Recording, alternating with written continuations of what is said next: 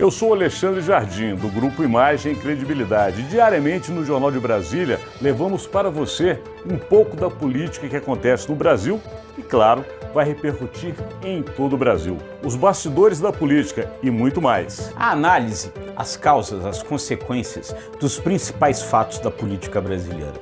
Diariamente, de segunda a sexta. Começa agora JBR News. O caldo entornou na capital federal. Começa agora Brasília Já. Bom dia, Rodolfo. Tudo bem, Alexandre? Tudo bem, amigas, amigos? Um bom dia. Começando mais um dia e aí já naquela chamada que o caldo entornou e é fato. Porque Brasília, ela vive dias complicados na relação estabelecida entre os poderes. Há pouco tempo atrás, nós vimos a dificuldade da relação entre judiciário, executivo no governo anterior e também o próprio Congresso. Depois, a coisa ficou um pouco mais espaçada e aí novas crises surgiram. E agora a gente vive uma crise nova que é envolvendo justamente as questões de economia, mas nas disputas entre o Palácio do Planalto e o Congresso Nacional. E principalmente com um ciúme imenso por parte dos senadores, que pode fazer com que muitas das pautas de interesse do presidente vão por água abaixo, ou o caldo seja entornado, Rodolfo. Pois é, né?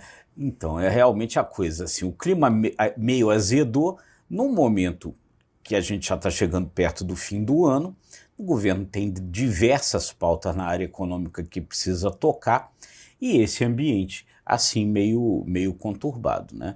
O ministro da Fazenda, Fernando Haddad, tem uma série de reuniões aí hoje, né, nessa terça-feira, para tentar parar essas arestas e ver se as coisas andam, porque ele tem a votação do projeto das offshores, né, a chamada tributação dos super ricos. Isso. Ele tem vetos aí ao arcabouço fiscal, que estavam até previstos para ser votados, foram adiados para a semana que vem.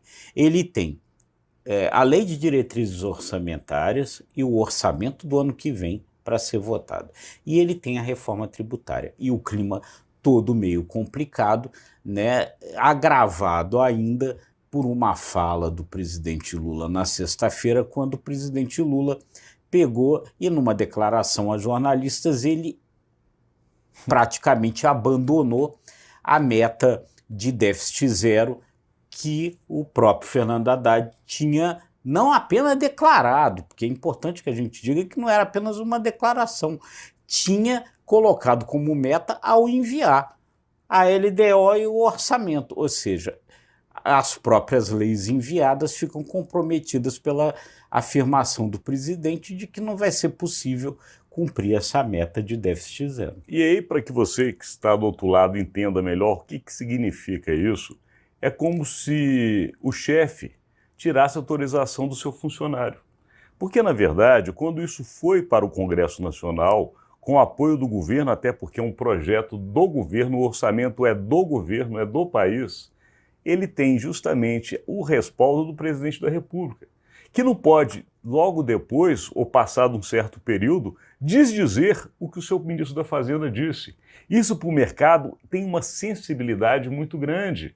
Isso tira credenciamento do próprio ministro. Isso coloca o projeto econômico em xeque. Isso faz que o tumulto financeiro no Brasil se estabeleça. E o que é pior, que aqueles que não apoiam o governo se aproveitem deste momento para complicar ainda mais. Pois é, né? Então, aí o que aconteceu? A partir da fala do presidente, agora o próprio relator da Lei de Diretrizes Orçamentárias, o deputado Danilo Forte, já está dizendo, bom, se o governo não se compromete com a meta fiscal, eu também vou alterar na LDO a meta fiscal, porque para os deputados e senadores é uma beleza, eles querem gastar mais, eles querem ter emendas, então quer dizer, se você não estabelece lá essa meta de déficit zero, que significa o quê? Significa que você está se comprometendo a não gastar mais do que arrecada, ou seja, zero, o mesmo valor. Agora, isso daí cria uma série de amarras. Se você não tiver essas amarras, essa festa com dinheiro público, ela acontece no executivo, acontece no legislativo também. Se o presidente liberou geral, o relator da LDO está achando ótimo. É aquele velho ditado, o exemplo vem de cima. Se quem deveria preservar pela austeridade econômica falou que não vai dar mais certo, quem está abaixo agora faz a festa. Pois é, e é isso, como o Alexandre estava dizendo, você tinha lá no começo, quando essas dois projetos foram entregues, muita gente duvidou, não vai conseguir cumprir essa meta. E a chancela era a chancela do próprio governo. O governo tira essa chancela, a coisa fica muito mais complicada. Então o que acontece agora? O Fernando Haddad está fazendo essas reuniões para correr atrás desse prejuízo. E nesse fechamento, Rodolfo, a gente não pode deixar de levar para cá, quem está do outro lado, a complicação pessoal do ministro Fernando Haddad. Fernando Haddad chegou no governo, nós estamos lembrando que nós temos apenas 10 meses de um governo empossado. Ele chega como ministro da Fazenda totalmente sem credibilidade por parte do mercado. Ele não tinha nunca comandado economicamente uma pasta, ele tinha sido prefeito de São Paulo, que é importantíssimo, mas é diferente de ser ministro da Fazenda. E foi ministro da Educação, que é uma outra área. Ele passou alguns meses para tentar se firmar com o nome. Quando chegou na virada do semestre, o mercado começou a falar, gosto desse ministro. O Banco Central, que até então era uma oposição, passou a ter uma linha de atuação em conjunto. Chega agora, perto do final do ano, tudo isso que foi construído é destruído.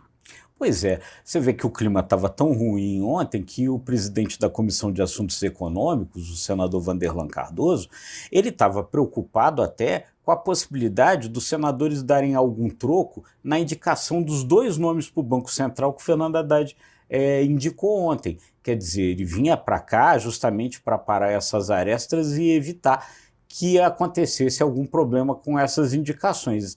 Indicações técnicas, não são indicações políticas. Então você vê como é que o clima anda complicado por ali.